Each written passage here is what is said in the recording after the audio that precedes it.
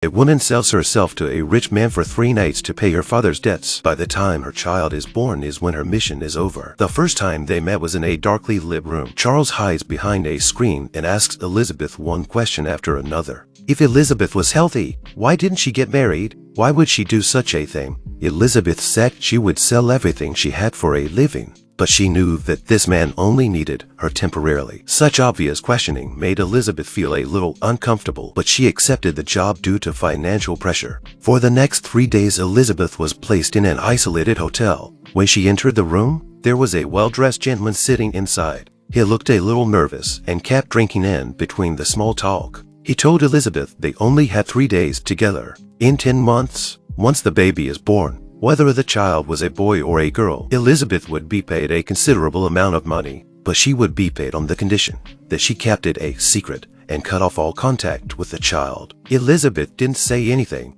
A deal is a deal. She had no problem with it, so she turned around and started undressing. The first night, Elizabeth was on her side in bed and let Charles perform the ritual awkwardly. Although the two of them did not communicate, Elizabeth could tell that Charles was a true gentleman. Charles treated her with absolute respect. On the second night, Elizabeth was visibly more relaxed. She began to revel in the beauty of the intimacy, but she couldn't help but shed tears afterwards. It was a shame to sleep with a stranger. Charles saw the change in her mood and began to encourage Elizabeth to let out her frustrations. It was at this point their relationship seemed to have changed slightly. The third night, Elizabeth began to be brave enough to release her innermost desires. The passionate flow of pleasure went straight to her heart. It was also a formal farewell to their 3-day journey. 10 months later, Elizabeth gave birth to a baby girl, but before she had a chance to see it, the baby was taken away immediately. It's a long, hard labor and delivery. No mother can be indifferent to her child. And in the years that followed, Elizabeth missed her daughter more and more every day. Whenever her daughter's birthday came around, she would write down her wishes in her sketchbook and wished her a happy birthday from afar. 7 years passed. Elizabeth finally found out the news of her daughter, so she immediately went to meet her daughter as a governess. She learned from the servants that her daughter's name was Louisa.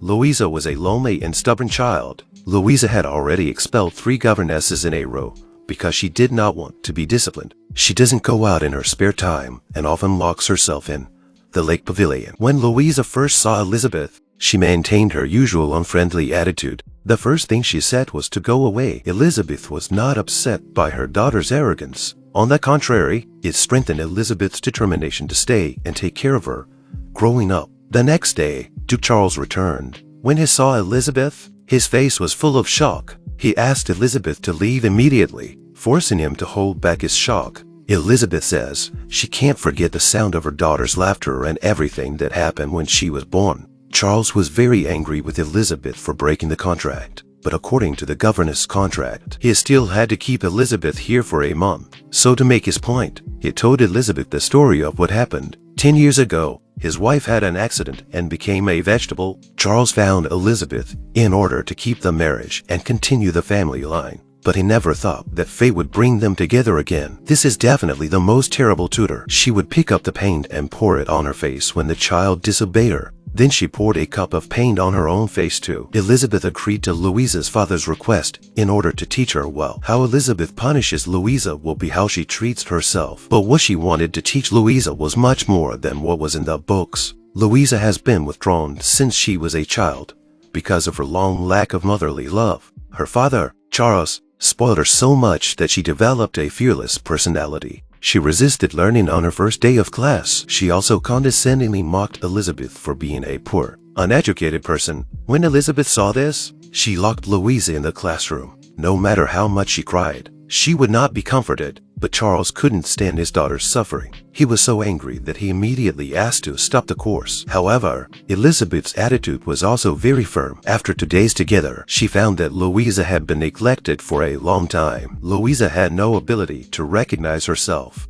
Elizabeth knew that this would help Louisa, but Louisa had to learn to obey her first. To reassure Charles, Elizabeth made a promise. No matter what punishment Louisa receives, she would also be punished along with her. Now that she had said that, Charles had to give in and comforted his daughter a few words and left. And Elizabeth did what she said she would do. Louisa was rebellious and did not eat dinner. She didn't eat dinner afterwards. She heard Louisa curse her to death. She also accepted it. She also flirtatiously told Louisa how to let her die. After a few rounds of exchanges, Louisa was gradually worn down by her. She started to be attracted to the card on the table. Elizabeth seized the opportunity and immediately began to teach her some basic words and grammar. Then she told a story about light and fire. She said that fire is like magic that can stop time. When the fire goes out, people don't have to follow the rules anymore. They can do whatever they want to do. And when the fire lights up again, everything will be as if it never happened. Louisa listened very carefully that day,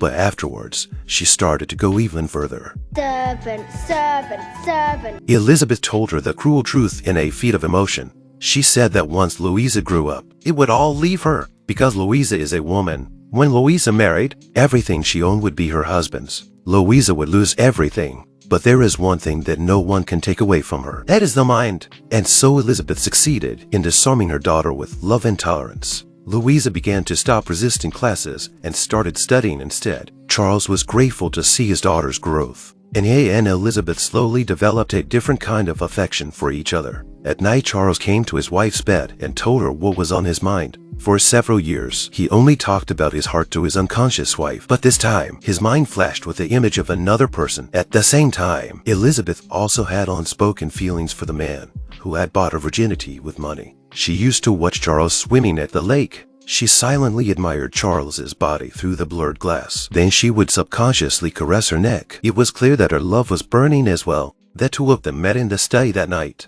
Charles took the initiative to tell Elizabeth about the events of 7 years ago. He wanted Elizabeth to tell him with conviction in order to suppress his feelings. The past is gone. It will never happen again. But he can deceive others, but not his own heart. When the two of them made eye contact again, their inner feelings instantly poured out. This night, they are completely free from moral restraint to express the long-suppressed fire of the heart. And the sensitive Louisa spies on her father's relationship with Elizabeth. The girl was walking on the frowning lake when the ice suddenly broke and fell into the water. The woman saw and immediately jumped into the cold, biting water. She used her body to break through the ice cracks and rescued the girl. Although Elizabeth has always been by Louisa's side as a teacher, but her actions could not hide her identity as Louisa's real mother. She promised the sleeping Louisa that she would never leave her. As time passed, Louisa slowly began to reveal her heart to Elizabeth. Louisa knew that the sick lady was not a real mother, but she would go to see the sick lady every day.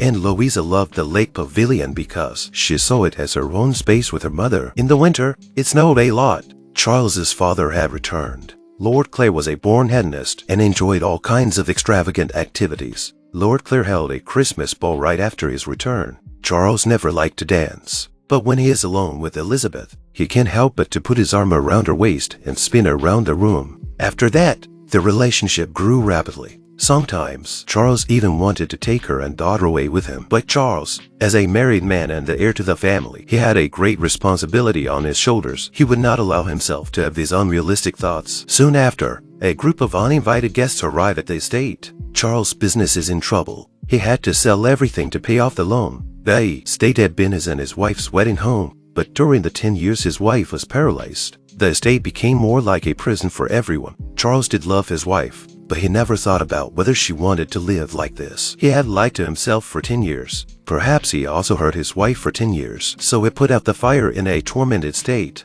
Then he opened all the doors and windows, leaving his wife's body exposed to the covers. He promised that he would repay God, and prayed that God would look after his wife. The cold wind of the night quickly took Charles' wife's life like a knife. Elizabeth, though she had no part in the affair, but she knew that Charles had something to do with it. Just then, Louisa came into Elizabeth's room. She accidentally saw Elizabeth's picture book. Finally, she realized that Elizabeth was her mother. She couldn't understand why Elizabeth would give her away, but Elizabeth said she sold Louisa for £500. Louisa is happy that Elizabeth is making a lot of money. By the end of the story, they cast off their chains and forgave each other for their sins. The family left the manor in a carriage and set out to find a new life. This is the end of the movie Firelight. Life is inevitably unexpected. Once people encounter the unexpected, it will take a long time to adapt and change and sort out their emotions and desires. This process is painful, but we have to be honest with our own hearts and hold on to the person and the opportunity that can help you save yourself. This is the only way to get out of your misery. Time can indeed heal everything, But the necessary prerequisite is to let go, so that what needs to end can end. If we insist on holding on to the past, we allow the damage to continue and the pain to increase. Charles and Louisa both did the foolish thing of running away. Fortunately, they met a strong-willed lover and mother like Elizabeth, so their painful past was quickly cut off by the sharp edge of love.